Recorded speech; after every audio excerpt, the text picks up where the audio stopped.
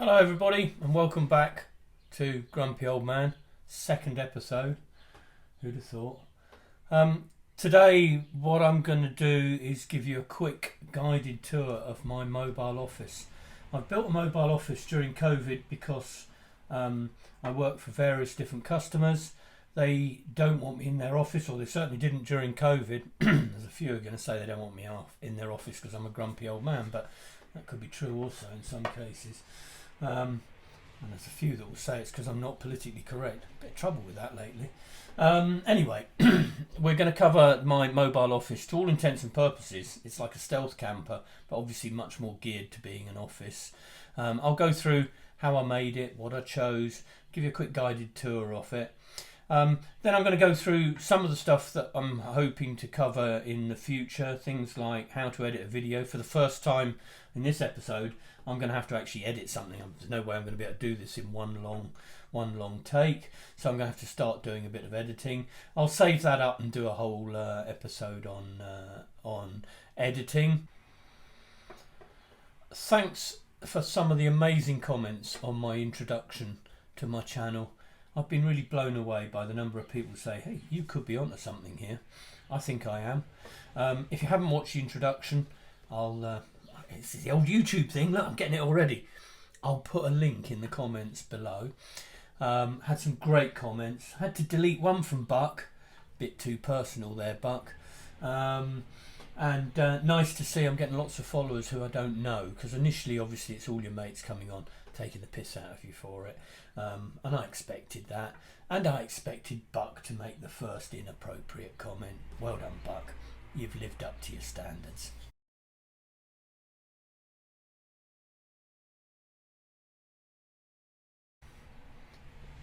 So let's start looking at my mobile office.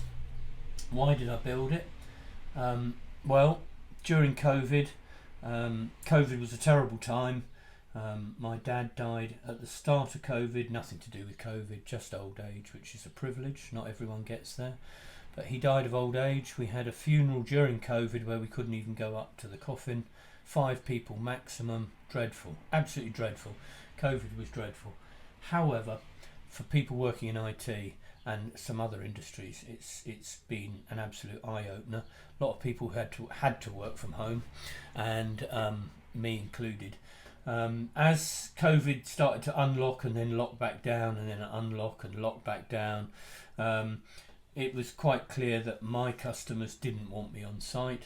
They didn't want to have the office open. It was a risk, and so I took the decision to build a mobile office. I'd thought about this for many years, long before stealth campers became fashionable, and I built on a fairly solid foundation. One of the issues, I think, is you're going to invest a lot of money and time in converting a van into a mobile office, or stealth camper, or whatever you choose to do with it. There's no point doing that on a old, knackered, broken up van, because when the van breaks down and the gearbox goes and it's worn out, you've then invested quite a lot in its infrastructure. So I chose a relatively new 2018 Volkswagen Crafter, long wheelbase, high top. There's a longer one than mine and there's a higher top than mine, but everybody I spoke to said you can't park anywhere with them. So I chose that. There were many reasons for choosing it. I kind of liked the Volkswagen German build quality. There was a Mercedes Sprinter that was a much older van, and I felt like the Crafter was a newer, more modern van. It was ULEZ compatible, so while I don't go into London that often with it, I mean, if I go to London I take the train and I don't stay overnight, but I'm pretty certain that over the years lots more cities are going to bring in this, let's call it a tax, because let's be honest, it's nothing but, you know, another way to take some more money off us. But that's going to happen in more and more cities. So I figured having a ULEZ compatible, so that's one that takes AdBlue, van was a benefit. The Volkswagen, I loved the cabin, I loved the seating, I loved it all. It had CarPlay, air conditioning, and it drove like a car. It's absolutely fantastic to drive. And I always thought that was going to be a good van. I noticed that DPD and a lot of the parcel delivery people were running them. It can't be that bad if they're running them. In honesty, I've been slightly disappointed by it. I've had a lot of small problems. I've needed a new drive shaft, £800. I've needed a new crankshaft seal, £800 by the time I got the timing belt done at the same time, which made sense. I've now got a suspension issue. Taking it to the well, not taking it to the dealership, I'm taking it to the mechanic on tomorrow, and I'm pretty sure, at a guess, it's going to be £800. Everything seems to be £800. The main steelers are absolutely useless. If this was a commercial vehicle, they can't even look at it for a month. You'd be absolutely high and dry without your delivery vehicle if this was a commercial vehicle. And I'm really seriously disappointed with Volkswagen. They've really, really dropped the ball.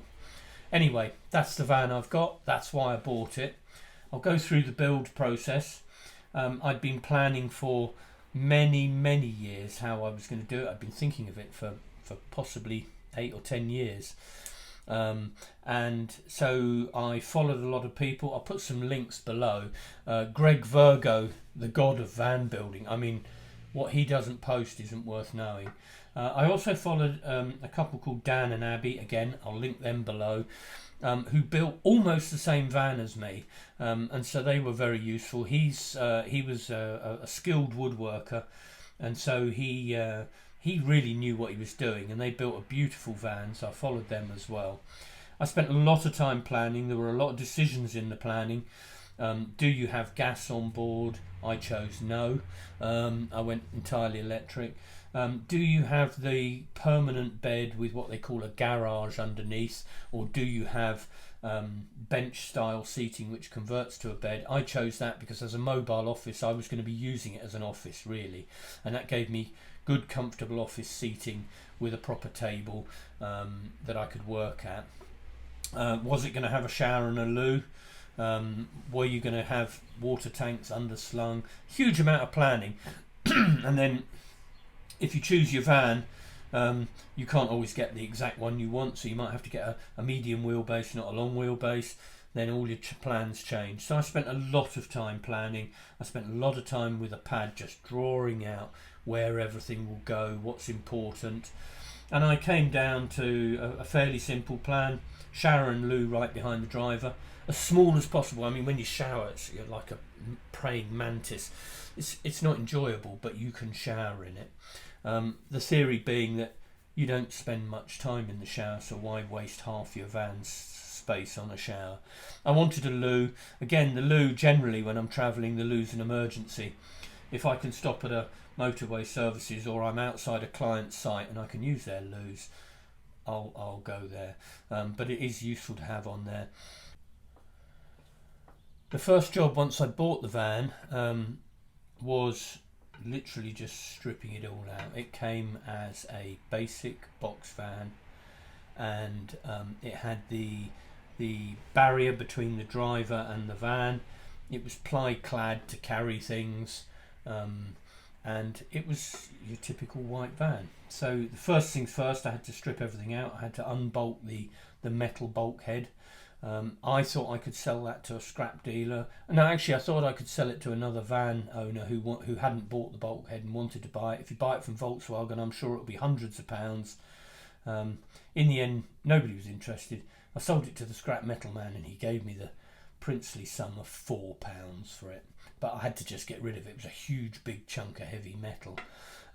So the bulkhead had to come out, stripped out all the ply lining. I kept some of it because it was actually quite a useful template when you come back to the van. So be a bit careful throwing stuff out when you first get it. Some of these things can make great templates later on. And I cleared. Next came the insulation and floor, and pretty much at the same time fitting the windows. So the insulation and floor, these vans, they're a cold metal box. If you sleep on the floor or you're using them, just on the floor, they're going to be cold. So I put a lot of, I think it's called Celotex. It's quite a thick polystyrene type with a foil sheet on it. you'll see in the pictures when I overlay the pictures, and some battening.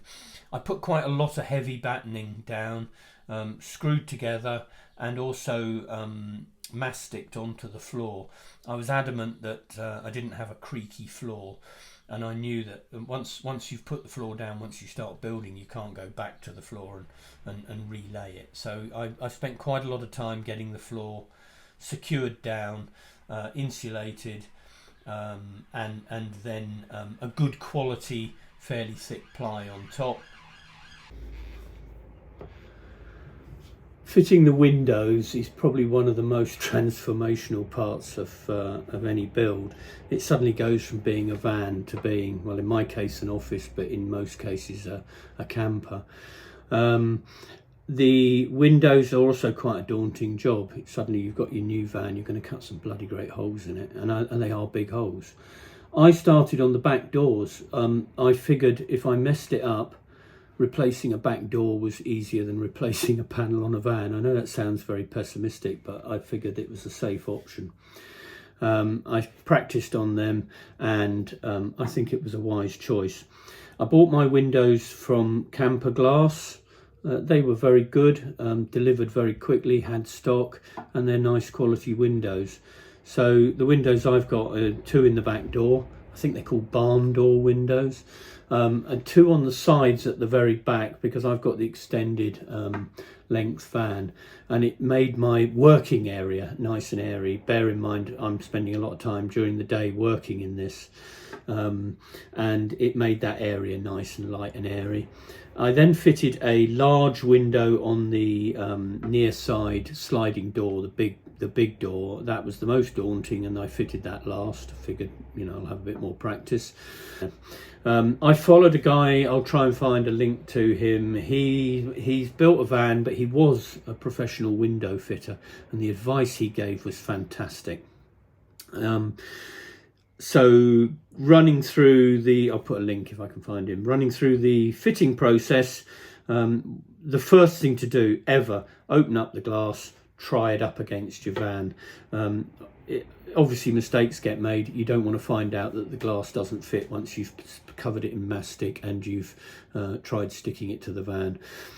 Other common sense things: do it when it's not going to rain. I mean, you'd think that was common sense, but I've seen people on YouTube trying to fit them in the rain, honestly. I also found there's an activator that you paint on with those little fluffy things. They've got a great name. I think I'd get banned on YouTube, but they're teddy bears. They call them teddy bears. What a great name. They're little balls of fluff, and you drop them in the activator and you paint the activator around, and that sort of activates the mastic when the 2 come together. Something I learned very quickly: 1 drop of that very black, very black activator on your van and you'll never get it off. So underneath the windows I taped polythene bags, because, as I say, you get 1 drip of that. I had a white van as well. I mean, it was going to scream, and I had to polish it. I had to cut it out actually. So tape some polythene bags under the window where you're going to cut. I also taped bags all around the window, because as you cut, you've got tiny little shards of steel coming off, and they're like rust activators. I got 1 on my paintwork, and within a day I had a rust spot there. So you want to get all the shards of glass from drilling and cutting away from your van as quickly as possible. I then, from the inside of the van, once I'd tried up the windows, I then went round the surround of the window on the inside, and I drilled holes every sort of 3 or 4 centimetres, and then connected the dots on the outside. That seemed to work for me. I then cut along those holes.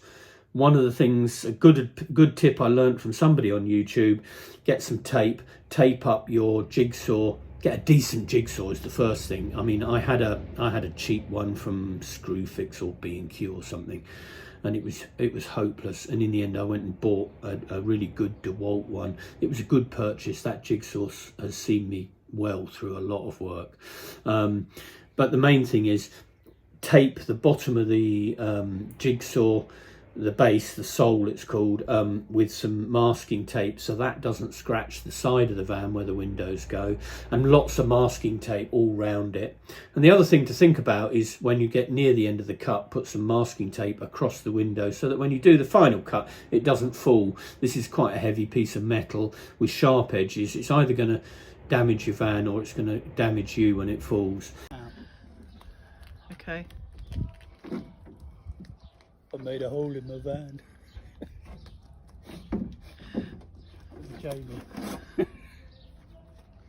Another little trick. The guy that was doing the window fitting said you have to follow the activator rules very carefully. Typically, I think my activator was something like wait 5 minutes or something for it to semi-dry, and you put a timer on, you do what it says. The other trick he taught me was to on the bonding agent, it's like a thick black goo, cut a V and put a pyramid of bonding agent down on the glass, and then when you push it against the van, it sort of pushes down that V and makes a proper seal. And likewise, where you meet, when you go round the window, start at the bottom of the window, end at the bottom of the window, and do a slight overlap, because if it's going to leak anywhere, that's where it's going to leak. Better to have that at the bottom of the window than at the top. So that was good advice. It took me a little while to work out how far in from the edge of the window I had to put the mastic and how much mastic. I had one window where the mastic started to squeeze out the side of the window, which looks dreadful on a white van, and luckily I had tape, masking tape, and I managed to just take it out before it looked bad. But it takes you a little while to get the right amount of mastic and the right distance from the edge of the window. Likewise, when you put the mastic in, say 1 or 2 centimeters from the edge of the window, when you paint the activator on the van, so this activator goes on the window and on the van, and then obviously the mastic goes between the 2 coats. When you put the activator on the van, you have to line it up so that the mastic is going to line up with the activator. It sounds terribly complex, it's not, but the main thing is you take a lot of time. You pre-think everything, you get everything ready. You don't want to pop the window on the van and then not have a piece of masking tape to hold it in place. Another trick, you put lots of masking tape hanging down ready. You pop the window on, and then you can just pull the masking tape down. You can do that on your own. It helps if you've got somebody with you. And I did notice I taped up one window at the back. Thought, it's a good job. Got to wait 4 hours now.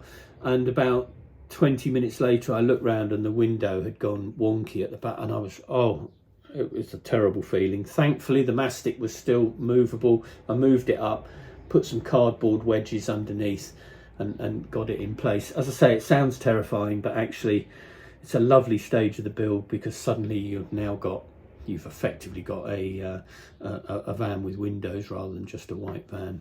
I'm going to put a load of pictures in with this. Hopefully they'll explain it, and I'll try and find the link to the guy that did the video.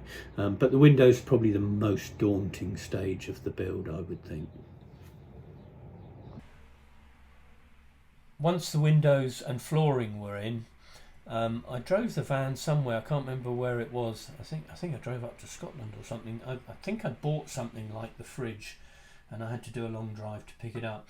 Anyway, the front seats became a problem. So the van came with bench seats in the front, a driver's seat, which was actually reasonably comfortable, but it turned out the bench seats were absolute agony. If you sat on the bench seat for more than an hour or two, you were in pain.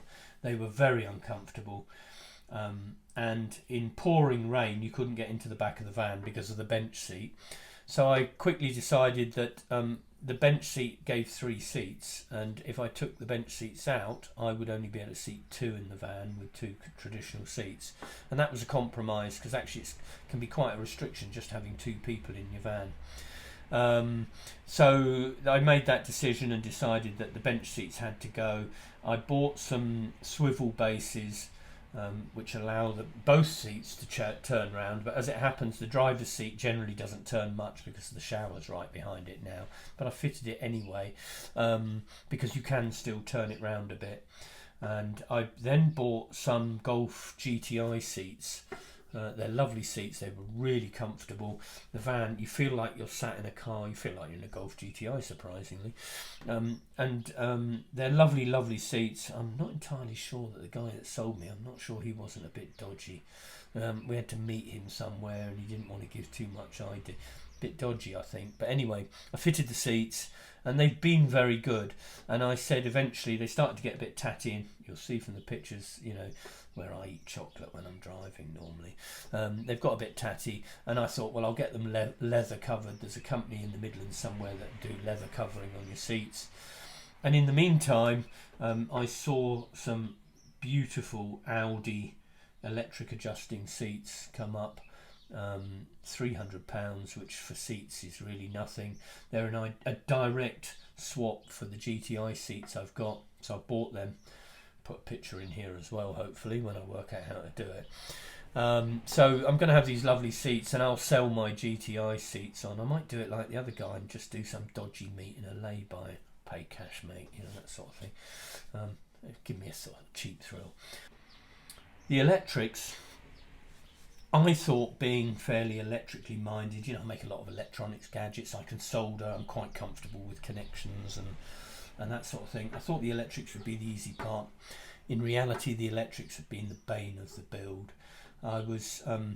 I took professional advice. You hear of people with van fires where they've not put a high enough gauge cable. They get hot, they catch fire, and the van burns down. And I think probably that's a bit more common than we'd like to think. So I went to a company called Roma Batteries, and Roma were brilliant, actually. The guy was really nice. He does a service, a design service. You tell him what you need the van to do, and as a mobile office I needed good electrics. I needed 240 volt mains, that sort of thing, and I needed it to be steady, you know, stable for computers and things. I'm almost always carrying computers. And he did a design for me. He did a great job of it. He charges for that, and then if you buy the equipment from him, he credits it off the cost of the equipment. He also price matches the equipment to anywhere that you can find it cheaper. It's a win-win situation. He also supplies some fantastic, he imports, I'm guessing from China, some fantastic lithium batteries, big buggers. 400 amp hour my battery is, for a price. If you buy them from Victron, you'll pay 4, 5, 6 times more than what you'll pay for what you'll pay Roma batteries. Unfortunately, the first one, the charge controller, went pop in a little cloud of smoke. But to be fair to him, he was very good. He replaced it almost instantly. He offered to replace it with an actual better one for no extra cost. So he's been very good, and he's designed a nice system for me, which I followed, put together, and feel confident about. The problem I had with the electrics was that everyone said you should design conduit through the van, feed all the electrics through the conduit, build it into the insulation and into the panelling of the van, or behind the panelling of the van, and if you get a problem with a cable, you pull it out and you pull a new one through. That is never going to bloody work. Not a dream in hell. Some of these conduit, I was fighting to get a cable through them when they were in a straight line on my workshop floor. Now they've all been fed through various turns and twists. There's not a hope in hell one of those cables is going to come out. So I've decided putting cables through conduit was an absolute waste of time. It cost me dearly. I'll show you in the photos how complex it got. I think I got up to Z on the labelling, so I pretty much had 26 different conduits running around the van. I was bringing everything back to one control unit. In hindsight, it's overkill. I mean, the weight of cabling alone, the amount of time it took me. In future, what I would do is run a huge conduit, you know, a big tube right round both sides of the van and round the back. I'd put one almighty big bus in there, and everywhere where I needed power from the 12 volt system, I would then drop down a spur from that bus and fuse it from there. Hindsight's a wonderful thing. That's probably the best tip I could give you if you're building a van. Don't run these conduits all over it. They're never going to work when you need them. Water system, another area where you've got to make some decisions. I chose to have under the van tanks. There's pros and cons to that. The pros are that by being under the van, they're not using up valuable space in the van. And when you start planning this, you're going to realise everywhere where you've got big tanks of water is now space you can't use. Likewise, you get a leak, it goes all inside your van.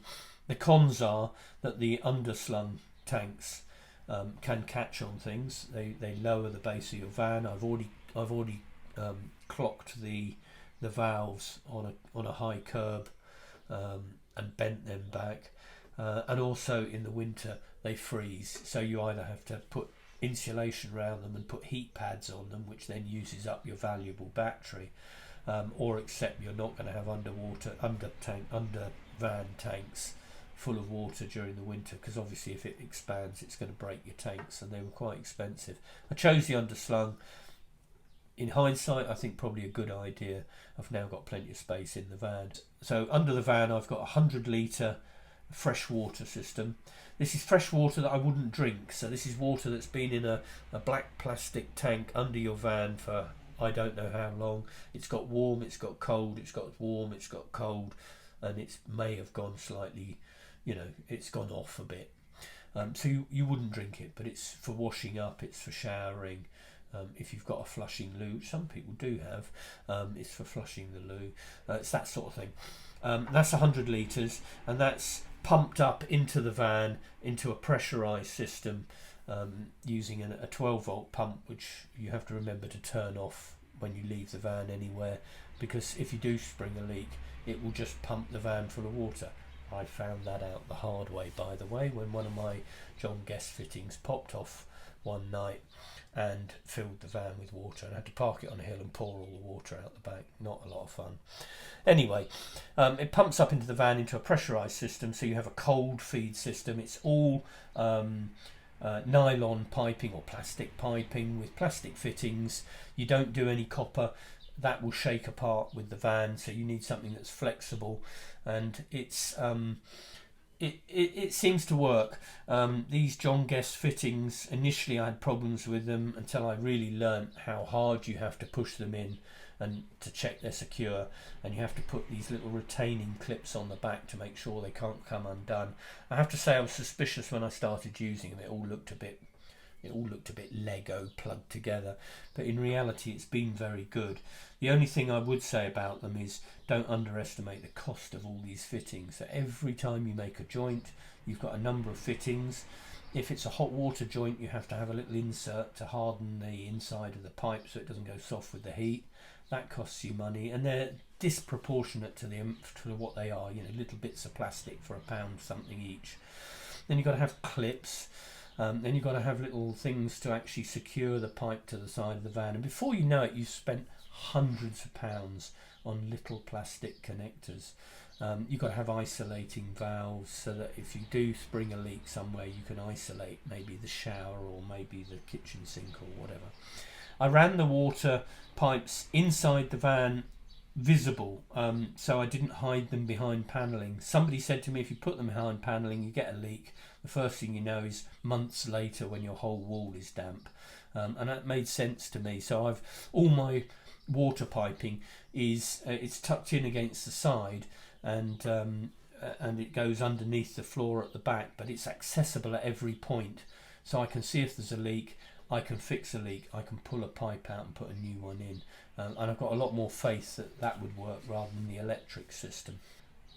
The heating is so I've got airco in the van, built into the van, and that generally cools the whole van down. On a very hot day, I've found that it struggles to cool the whole van, but most of the time it certainly takes the edge off any heat in the van. For heating, initially I wanted to buy a Truma 6D, I think it is, which is a diesel run Truma system. At the time, I think it was about £3,600, and nobody could get them. They weren't in stock anywhere. So effectively what you had to do is pay your £3,600 to one of these companies and go on a waiting list. This is a company during COVID that may or may not be there at the end of COVID. And to me, that was too much of a risk just to be on a waiting list. You know, if a company goes bust, you're not going to see your $3,500 back. So my alternative was I bought what they refer to as the cheap Chinese heater. It's basically a JP heat or JP heater. I'll put a link somewhere. It's suspiciously similar to the Truma unit. I have a sneaking suspicion the Truma unit is based on this cheap Chinese heater, and they probably print their name all over it, brand it, and I'd like to think for that extra £2,000, nearly £3,000, they'll upgrade some components, but I'm not even sure they do that. Everything about my cheap Chinese heater is almost identical to the Truma. And it cost £800 plus some import duty. I think the total cost by the time I had imported it was about £1,100 or £1,200. That's a far cry from £3,600. So this thing would need to go wrong 3 times before I've lost money over the Truma. And who's to say the Truma won't go wrong after it's out of warranty either. So it was a good choice.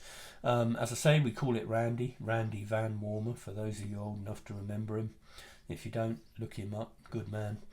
And what it does is it heats air and water. So it'll heat, I think it's 10 or 12 litres of water, and it heats it hot. So by the time you go to use it in the shower, you're mixing it 50-50 with cold. So you've got 20 something litres. There's enough there to have a proper shower to wash. As I say, it's not one of these showers you stand and sing and enjoy your shower. It's one where you get in, you wash, get your armpits done, you do your bits, you know, and you've cleaned.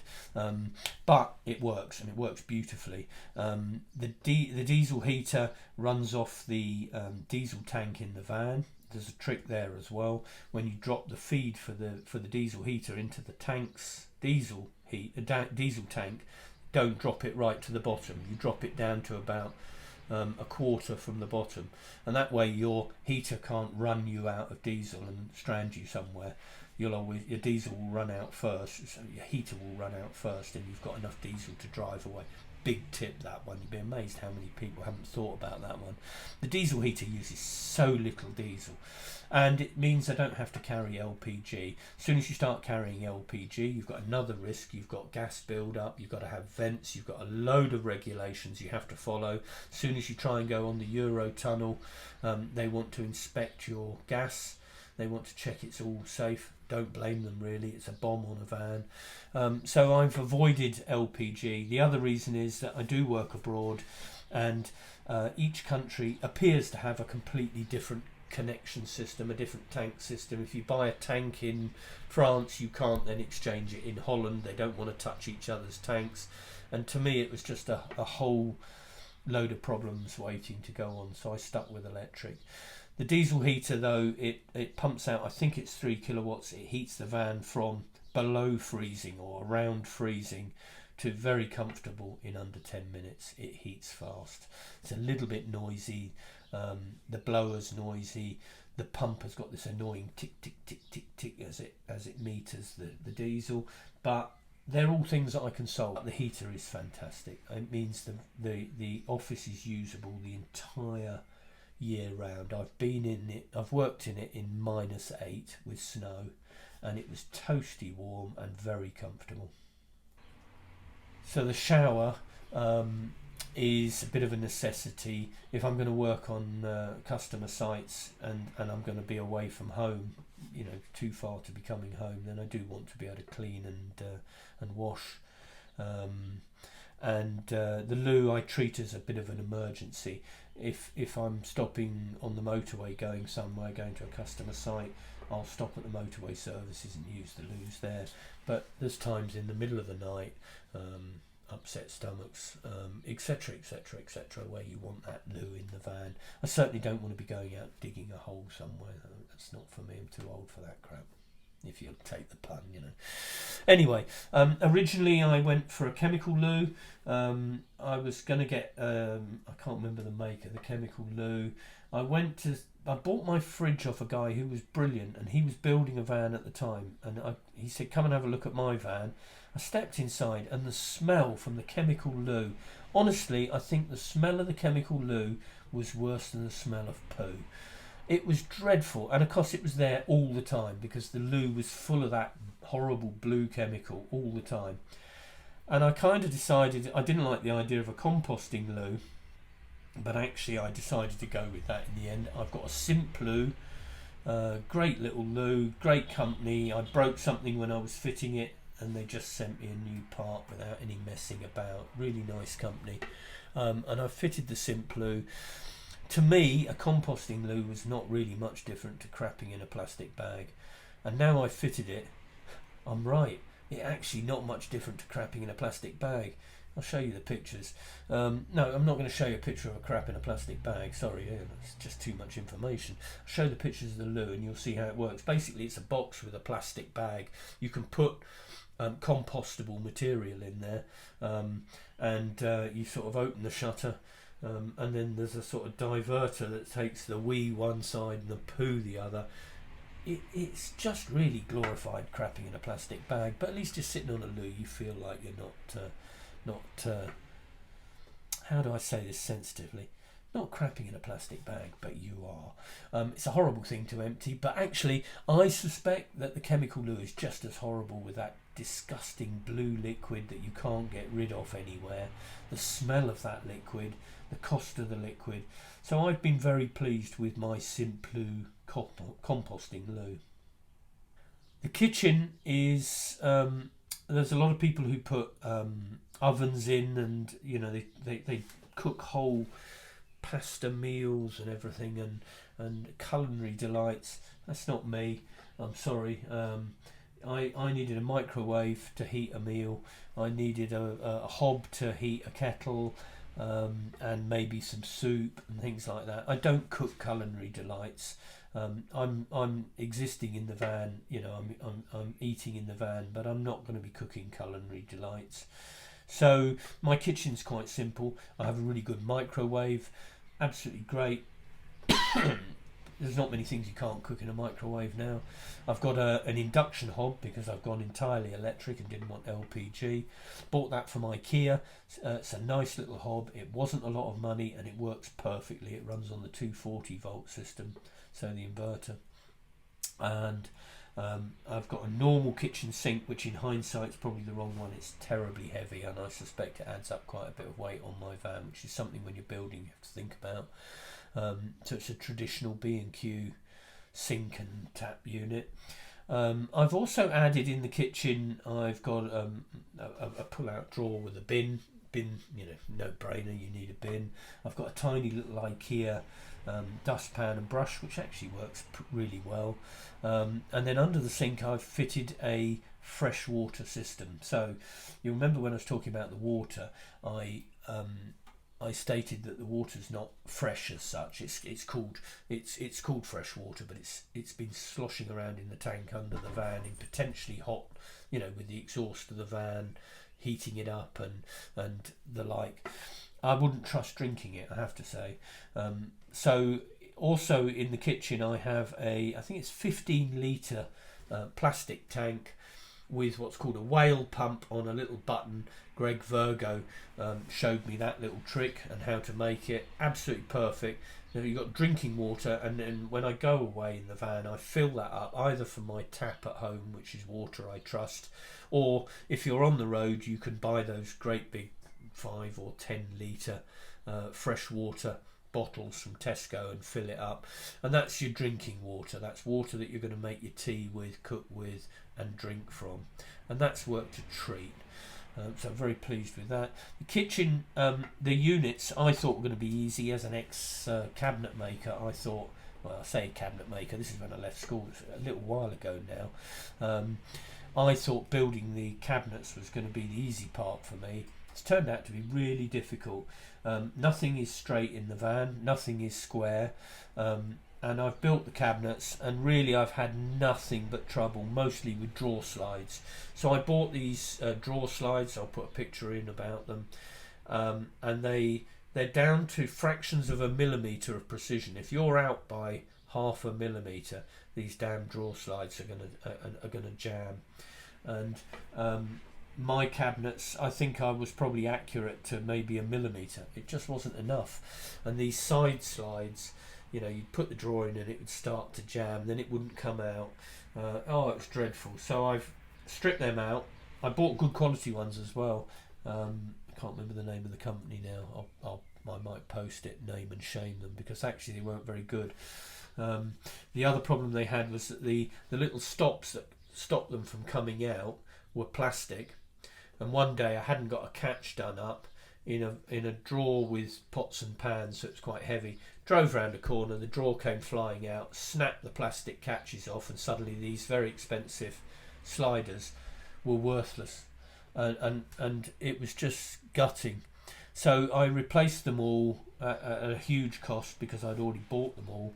I replaced them with Blum under mount drawer slides, and they've been much better. They're much more forgiving on the width. They'll move a bit with the drawer. They're beautifully made, and I've had a lot of problems with the catches. I now have to make sure the catches are better. As I say, you go round a corner and one of these drawers comes out. It comes out with a bit of force and it breaks the sliders. So I had a lot of problems with that. I suspect I will at the end tear the whole kitchen cabinet unit out and remake it nicely. Internet. As a mobile office, I have to be connected. I've fitted an LTE router, which is, I think they refer to it as 4.5G.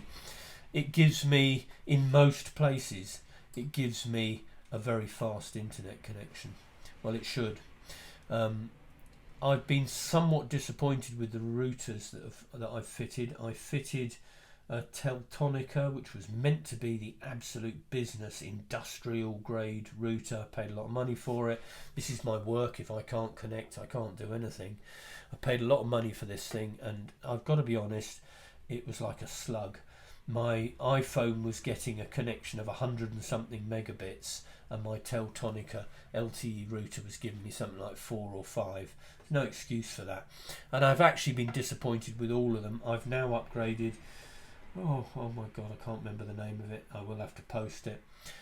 It's been better, but to be honest, when my iPhone, which is not a dedicated router, when my iPhone can give me 100 megabits, why can't the router give me 100 megabits? The router also has a dedicated aerial on the roof, omnidirectional aerial mounted on the roof, where it should get a better signal than my iPhone inside a metal box, a Faraday cage effectively. But I've been seriously disappointed with the routers. They just don't seem to be performing.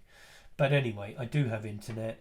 I refer to it as a television. It's not a television. It's a computer monitor, and I've got a Roku stick or a Fire Stick type thing, which I then watch telly through that. So I'm watching internet telly. Works perfectly.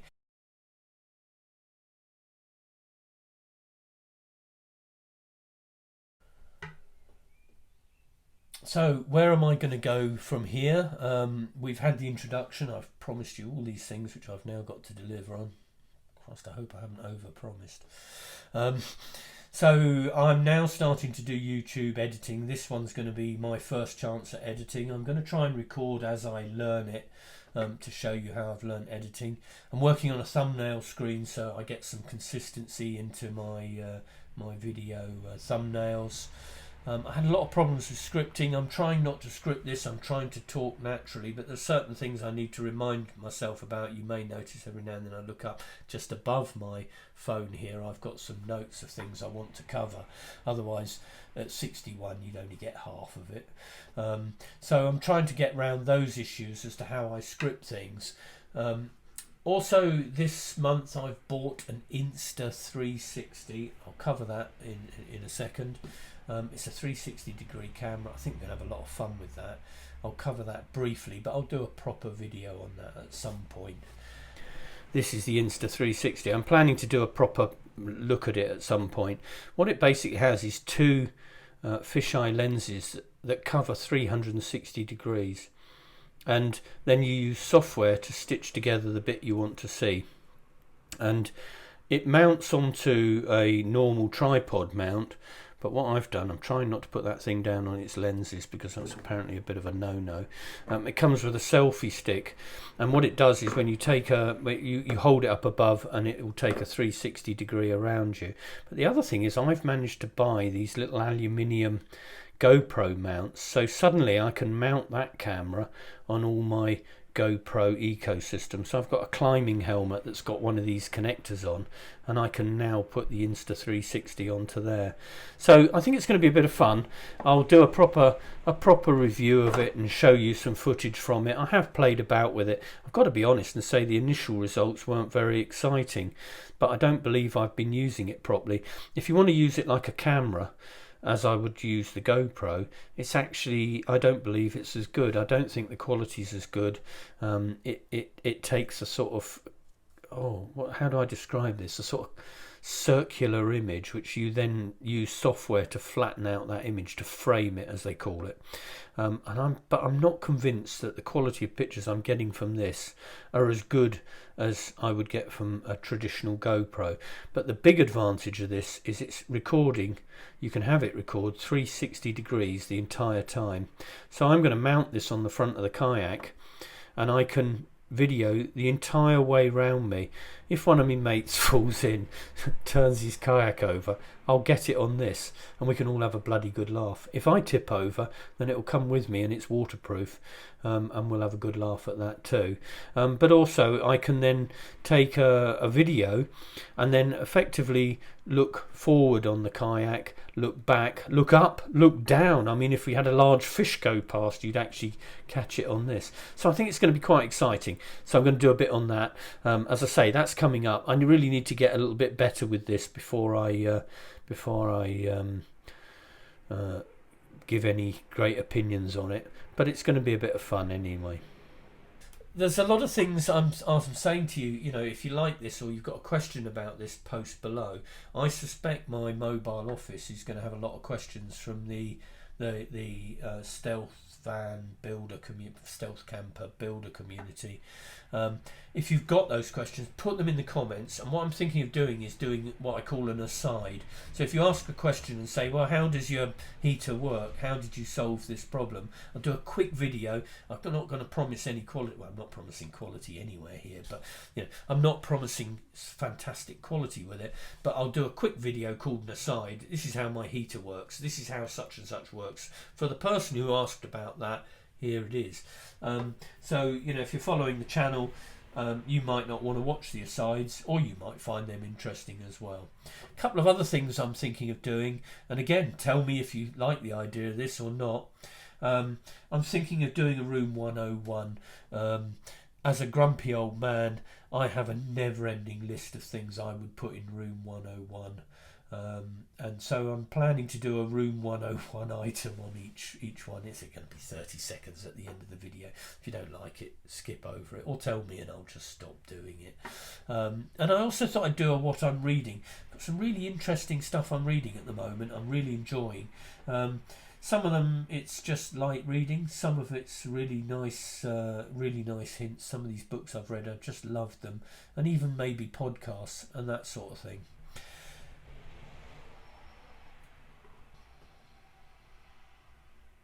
So the next video I'm planning after this one, so this is one on my mobile office. The next one I'm planning, and I've started working on, is my general fitness.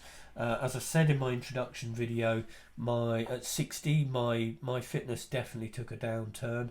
I've got a number of things I'm doing. I'm dieting differently. I've cut out salt. I've cut out a lot of sugar. I was having far too much sugar. I've cut a lot of things out. Thankfully I haven't cut out cheese, because that would have been the end of my life if I had to cut out cheese. But anyway, cut lots of things out. A lot of the colourings, a lot of the preservatives, that sort of thing. I've already lost well over a stone. I'm on track for losing 2 stone, and I found it reasonably easy with various tricks. I want to cover those. I've upped my fitness levels. I walk a lot. I typically will do 10 to 15,000 steps a day. I've actually started running again. I never thought I'd run, for God's sake. You know, I used to joke the only thing I ran was the bath. So I get a little run every now and then with the dog. I'm doing a bit of kayaking. My beekeeping is a lot of lifting, and so I'm much more active, and I'm trying to do stretching exercises and that sort of thing. So the next episode I'm going to try and cover some of those. I think they're going to be quite fun. They've certainly worked for me. They've made a huge difference to my health.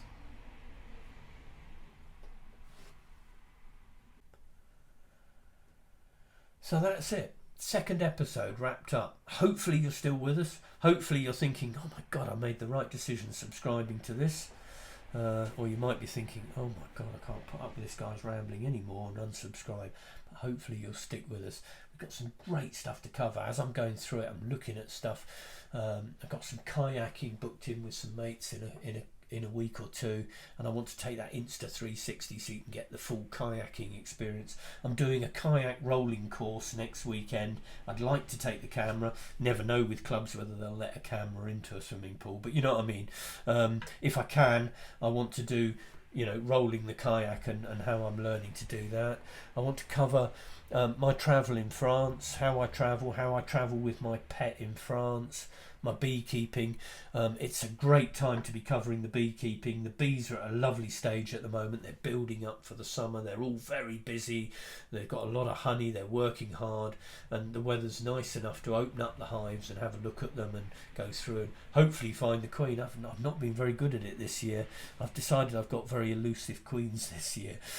I'm going to do a bit of that ring making that I showed in the introduction. I'm going to do a bit of the leather making. I've made my daughter this lovely wallet. I'll go through how I did that, and we'll make another one. I want to make one for myself as well.